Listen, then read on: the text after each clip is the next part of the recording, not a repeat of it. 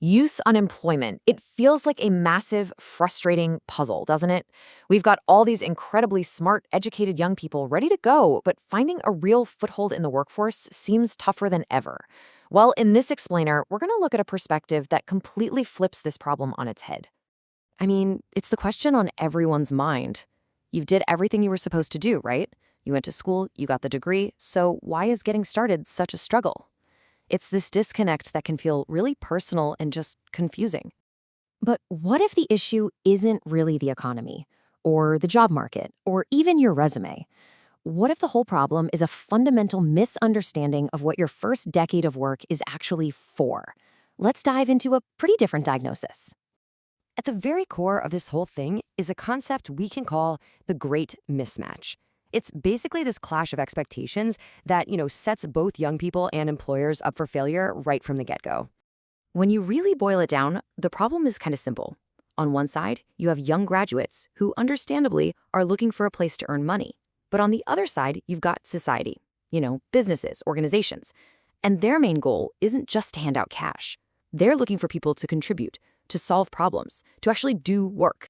And as long as those two goals are out of sync, the job search is going to feel like an uphill battle. It's like you're speaking one language, the language of salary, while employers are speaking a totally different one, the language of contribution. The argument here is that you won't find your place until you start speaking their language. So, how in the world do you fix a mismatch like that? Well, the proposed solution is a pretty radical shift in your mindset. It's all about completely redefining what your 20s and 30s are all about and building a totally new kind of career path. So check out this timeline. We all know school is for book learning, but the decade after you graduate, that's not meant for peak earning. That's for social learning. It's like a second mandatory phase of your education where the workplace is your classroom. And only after that, maybe around age 40, do you get to the true skill and recognition part. This period has a name: social study.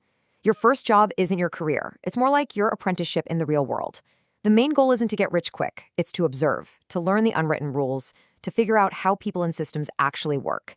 Your real payment here is experience, not the number on your paycheck.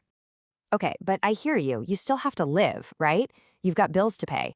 Well, this framework has a way to think about that too, and it reframes your starting salary as something totally different. Let's call it the 70% scholarship. 70%. What's so special about this number?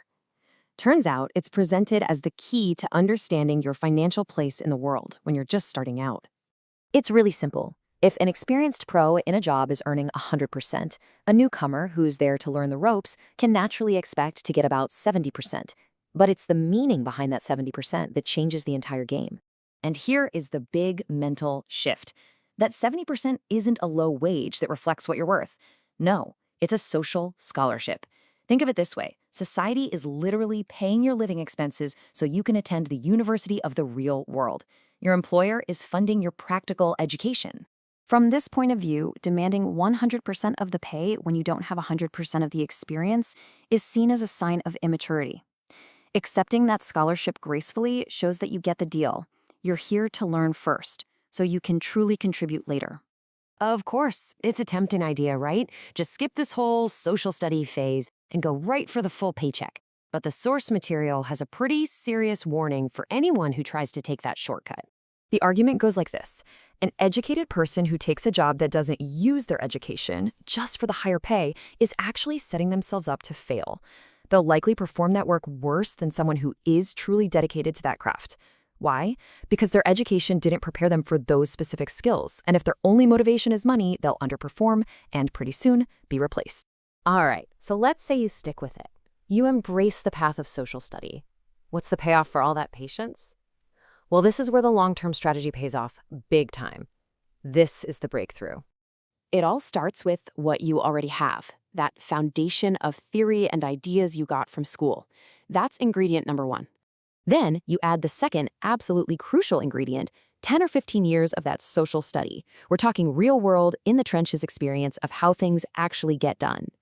And when those two things, book smarts and street smarts, finally come together, that fusion creates something incredibly rare and powerful: true skill. Not just knowing things, but knowing how to apply that knowledge effectively in the real world. And here's the ultimate promise. Once you have that true skill, the entire dynamic flips on its head. you stop chasing jobs. Opportunities start chasing you. Society actively looks for people who have this potent mix of knowledge and wisdom. And this isn't just some abstract idea. It has real, tangible results. When you finally step into your true career path, you don't start at the bottom again. You get brought in as a mid-level manager, a team lead. You're given real responsibility because you've proven you understand both the what and the how. This is when your real career kicks off. So, let's bring this all home. What this perspective offers isn't just a few tips for your job hunt. It's a completely new blueprint for how to approach the first 2 decades of your working life. At the end of the day, the solution being proposed here isn't a better cover letter or a new interview trick. It's a complete philosophical shift. It's about seeing your 20s and 30s not as a race to earn, but as a priceless opportunity to learn and get paid to do it. And that leaves us with one final challenging question to ask yourself, a question that reframes the entire job search. Are you just looking for a job to get a paycheck, or are you looking for a place that will pay you to get the single most important education of your life?